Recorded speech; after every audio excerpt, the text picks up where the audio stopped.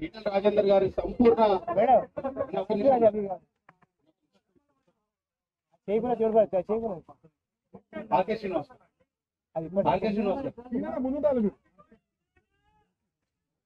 శ్రీనివాస్ గారు ముందు ఈటల రాజేందర్ గారి సంపూర్ణ సమాచారానికి సంబంధించి అలాగే మోదీ గారికి సంబంధించిన సంపూర్ణ సమాచారంతో ఒక క్యూఆర్ కోడ్ తయారు చేయడం జరిగింది. దీంట్లో నియోజకవర్గానికి సంబంధించినవి ఈటల రాజేందర్ గారి సమాచారం, ఏ రోజు ఎక్కడ ఉంటున్నారో, ఏ ప్రచారం జరుగుతుంది అనేది పూర్తి సమాచారం ఉంటుంది. దాన్ని ఓపెన్ చేయాల్సిందిగా కోరుతున్నాం. ఒక వెబ్సైట్ ఉంటుంది, బీజేపీకి సంబంధించిన అప్డేట్స్ ఉంటాయి, మోదీ గారి అప్డేట్స్ ఉంటాయి, మేనిఫెస్టో ఉంటుంది, ఈటల రాజేందర్ గారి సమగ్ర సమాచారం ఉంటుంది, ఆయన ప్రొఫైల్తో కూడినటువంటి సమగ్ర సమాచారం క్యూఆర్ కోడ్లో ఉంటుంది.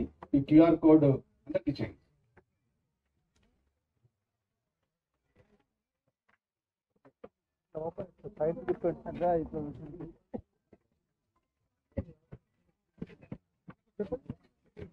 भारत माता की जय, भारत माता की जय।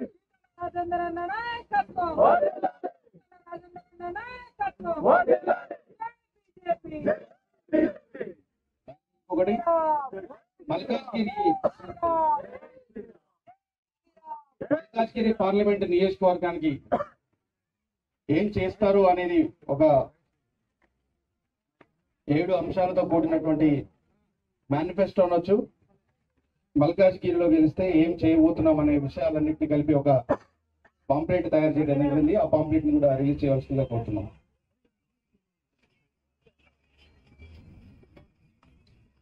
మోదీ గ్యారంటీ, ఈటల షూరిటీ పేరుతో ఈ ప్రచారం సాగుతుంది.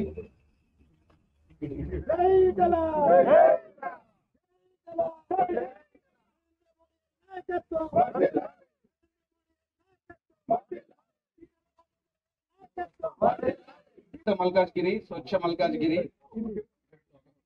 Skilled Malkajgiri, Arogya Ayushman Malkajgiri, Atma Nirbhar Nari Shakti Malkajgiri, digital Malkajgiri, make in Malkajgiri పేరుతో ఉండబోతుంది.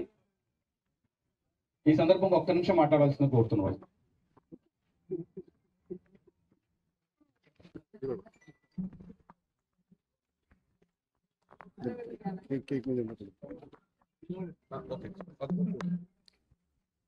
వేలాదిగా తరలి వచ్చి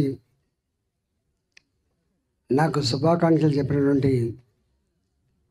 మా నాయకులకు, సహచర కార్యకర్తలకు, మా అభిమానులందరికీ కూడా మీ అందరికి ధన్యవాదాలు తెలియజేస్తూ ఉన్నాం. మే 13వ తారీఖు నాడు దేశవ్యాప్తంగా ఎన్నికల్లో భాగంగా తెలంగాణలో ఎన్నికలు జరగబోతూ ఉన్నాయి. ఇప్పటికే తెలంగాణ గడ్డ మీద ఎన్నికల శంఖారావం మల్కాజ్గిరిలో స్వయంగా భారత ప్రధానమంత్రి మోడీ గారే ప్రారంభించడం జరిగింది. కాబట్టి ఆ తదుపరి యావత్ తెలంగాణ మోదీ గారి ఆలోచన, మోడీ గారి 370 సీట్లు భారతీయ జనతా పార్టీ తన సొంత కాళ్ళ మీద గెలవాలని, అబ్కీ బార్ 400 పార్ ఈ నినాదాన్ని ఫుల్ఫిల్ చేయాలని, దాంట్లో మల్కాజ్గిరి కూడా ఉండాలని చెప్పి వారు సమరశంఖం పూరించడం జరిగింది. వారి రాక సందర్భంగా మల్కాజ్గిరి పార్లమెంటు ప్రజలే కాకుండా చుట్టుపక్కల ప్రజలు కూడా లక్షలాదిగా తరలి వచ్చి, ఆంక్షలు ఉన్నప్పటికీ, ఇబ్బందులు ఉన్నప్పటికీ కూడా చిన్న పిల్లల నుంచి మొదలుపెట్టి ముసలి వారి వరకు, పెద్దవాళ్ళ వరకు మోదీ గారిని ఆశీర్వదించిన తీరు, ఆయన పైన కురిపించిన ప్రేమ, అది మాటల్లో చెప్పరాందిగా ఇప్పటికే వారే స్వయంగా నాగర్ కర్నూలు సభలో చెప్పిండ్రు, వారే స్వయంగా జగిత్యాల సభలో చెప్పిండ్రు. అంటే ఇంతటి ప్రేమని నేను ఇంతవరకు జీవితంలో పొందలేకపోయినా, ఆ ప్రేమను కురిపించిన మల్కాజ్గిరి ప్రజలకి, ఆ ప్రేమను చూపించిన తెలంగాణ ప్రజలకి కృతజ్ఞుడిగా ఉంటా అని చెప్పి వారు ప్రకటించడం జరిగింది. నేను కొత్త కాదు, అనేక సంవత్సరాలుగా శాసనసభ్యుడిగా ఉన్న కాలంలో తెలంగాణ ఉద్యమకారుడిగా నా చరిత్ర అంతా మీ కళ్ళ ముందు కదలాడుతుంది.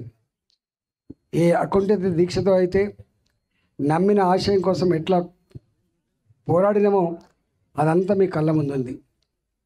తొలి ఆర్థిక మంత్రిగా ప్రపంచాన్ని భయపెట్టించిన కరోనా, ఆ సందర్భంలో ఆరోగ్య మంత్రిగా పనిచేసే విషయం మీకు తెలుసు. రేపు మల్కాజ్గిరిలో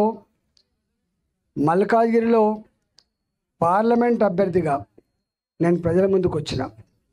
ఇవాళ బిగ్గెస్ట్ ఛాలెంజ్, ఈ ప్రాంతంలో బిగ్గెస్ట్ ఛాలెంజ్. ఇవాళ నిరుద్యోగ బిడ్డలుగా లక్షలాది మంది ఈ ప్రాంతంలో ఉండి ఉపాధి కోసం వెతుక్కుంటున్న వాళ్ళు ఉన్నారు. భారతదేశ మార్గదర్శకాలకు అనుగుణంగా వారి అండదండలతో ఇవాళ స్కిల్ డెవలప్మెంట్ సంస్థలతో make in India, made in India అనే నినాదంతో ఈ ప్రాంతంలో ఉపాధి కల్పన కోసం, ఉద్యోగ కల్పన కోసం మొట్టమొదటి ప్రయత్నం చేస్తా అని చెప్పి మా విద్యార్థులకు, నిరుద్యోగ యువతకి నేను మాటిస్తున్నా. రెండవది ఇవాళ హైదరాబాద్లో గజం భూమి కొందామంటే పేదవాళ్లకు ఆ కొనే స్తోమత లేకుండా పోయింది. సొంత ఇంటి కళ అది కలగానే మిగిలిపోయింది. కేంద్ర ప్రభుత్వం 2,37,000 ఇండ్లు శాంక్షన్ చేసినప్పటికి కూడా ఆ ఇల్లు నిర్మాణం చేయడంలో, అవి పేదలకు పంచడంలో విఫలమైపోయినారు. తప్పకుండా ఇవాళ ఎక్స్పాండెడ్ సిటీ అంతా కూడా ఈ మల్కాజ్గిరి పరిధిలో ఉండేటువంటి ఆస్కారం ఉంటుంది. కాబట్టి పొట్ట చేత పట్టుకొని హైదరాబాద్లో ఉపాధి కోసం వచ్చినటువంటి పేదలకి ఇవాళ జానుడు భూమి కొనుక్కునే స్తోమత లేదు. కాబట్టి అలాంటి వాళ్ళకి సొంత ఇంటి కళ నెరవేర్చడంలో ఇవాళ భారతీయ జనతా పార్టీ పార్లమెంట్ సభ్యుడిగా తప్పకుండా ప్రయత్నం చేస్తా అని చెప్పి మీకు మాట ఇస్తున్నా.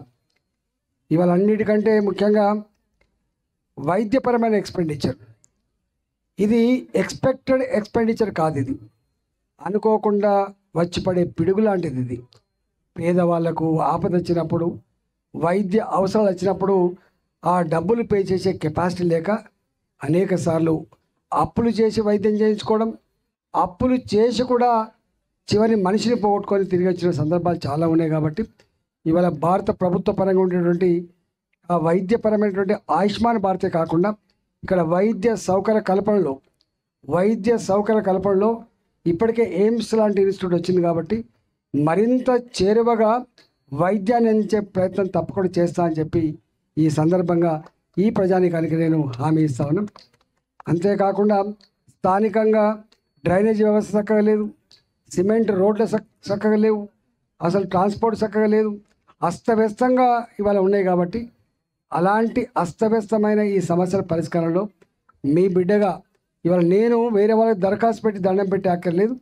బాజాప్తా కేంద్రంలో మోడీ గారి సర్కారే ఉంటుంది. కాబట్టి మోడీ గారి సర్కార్ అండదండలతో ఇవాళ ఈ నియోజకవర్గ అభివృద్ధి కోసం తప్పకుండా ప్రయత్నం చేస్తా అని చెప్పి ఈ సందర్భంగా మల్కాజ్గిరి ప్రజానీకానికి నేను విజ్ఞప్తి చేస్తున్నా, హామీ ఇస్తాను.